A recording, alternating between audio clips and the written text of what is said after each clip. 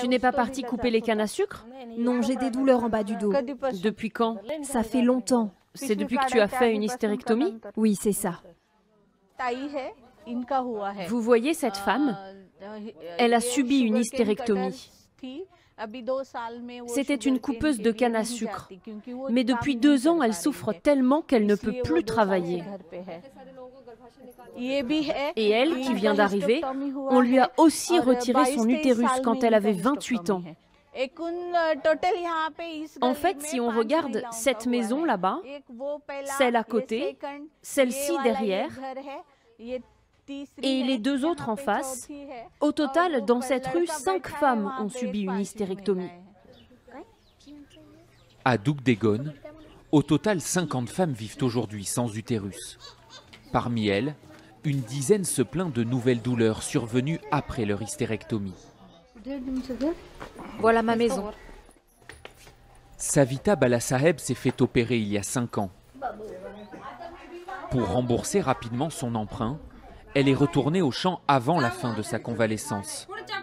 Son corps ne s'en est jamais remis. Le docteur m'avait recommandé 6 mois d'arrêt. Il m'a dit qu'il ne fallait pas que je porte de poids et que j'évite de me pencher au travail. Mais au bout de 3 mois, je suis retournée dans les champs. Je n'avais pas d'autre choix pour rembourser l'emprunt que j'avais fait au Moukadam. Chaque fois que je vois ma cicatrice, ça me fait mal. J'ai des frissons jusque dans le bas du dos. Quand je la regarde, je regrette profondément.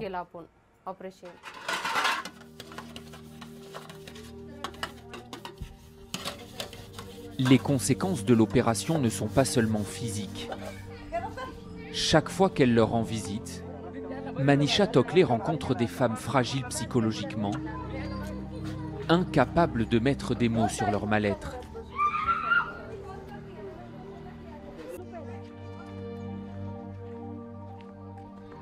Pour éviter que d'autres femmes ne tombent dans le piège de l'hystérectomie, Manisha frappe à toutes les portes, visite chaque maison. Venez, asseyez-vous là. Au centre du village ce jour-là, Manisha est appelée au chevet d'une autre femme, une autre coupeuse de canne. Dis-moi, qu'est-ce qui t'arrive? Je saigne beaucoup et j'ai des pertes blanches. Depuis combien de temps? Ça fait 2-3 ans. Qu'est-ce que t'a dit le docteur? Le premier que je suis allée voir m'a dit de faire une hystérectomie. Et le second que j'ai vu, lui, m'a uniquement prescrit des médicaments. Donc là, je suis sous traitement. Cette femme a consulté l'avis d'un second médecin car elle a entendu parler des séquelles d'une telle opération. Quand je vois à quel point celles qui ont déjà subi cette opération souffrent aujourd'hui, qu'elles ne peuvent plus faire des choses dont je suis encore capable, ça ne me donne pas envie de me faire opérer. Cette opération, c'est uniquement si on vous diagnostique un cancer à un stade avancé ou si vous avez des caillots à l'intérieur de l'utérus et qui ne peuvent pas être retirés. Sinon, aucune femme ne doit avoir recours à l'hystérectomie. Au fil des années, Manisha a appris à lire les dossiers médicaux des travailleuses du sucre. Dans celui-ci, rien ne justifie, selon elle, une ablation de l'utérus.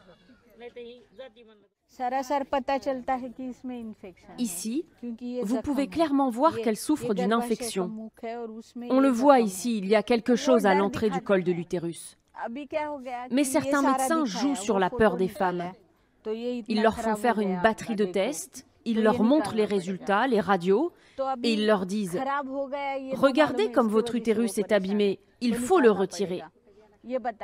Quand elles entendent ça, les femmes prennent peur et bien sûr ensuite elles acceptent de se faire opérer. Les médecins font ça parce que non seulement ils sont payés pour l'acte chirurgical, mais les femmes doivent aussi payer pour leur chambre et leur lit à l'hôpital, pour leurs médicaments. Tout ça, ça va dans la poche du médecin et ça fait qu'à la fin, ces pauvres femmes déboursent jusqu'à 500 €. Cette jeune femme s'est fait recommander une hystérectomie par un gynécologue qui travaille dans cette clinique privée. Entre 2 consultations, il accepte de nous recevoir Il nie pratiquer des opérations abusives. Nous avons une éthique médicale qui dit que personne ne doit pratiquer d'hystérectomie si ce n'est pas nécessaire. C'est l'éthique médicale indienne, ok? Et je la suis parfaitement.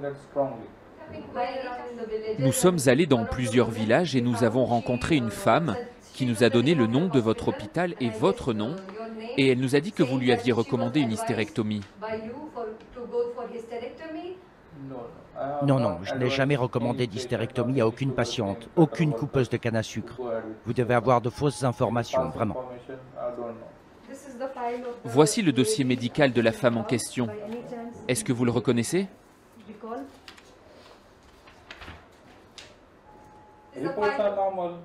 Les bilans sont normaux, tout est normal. Mais elle nous a dit que vous lui aviez recommandé l'hystérectomie. Non, non, vous ne faites pas confiance à un docteur et vous préférez croire cette femme? D'autres questions?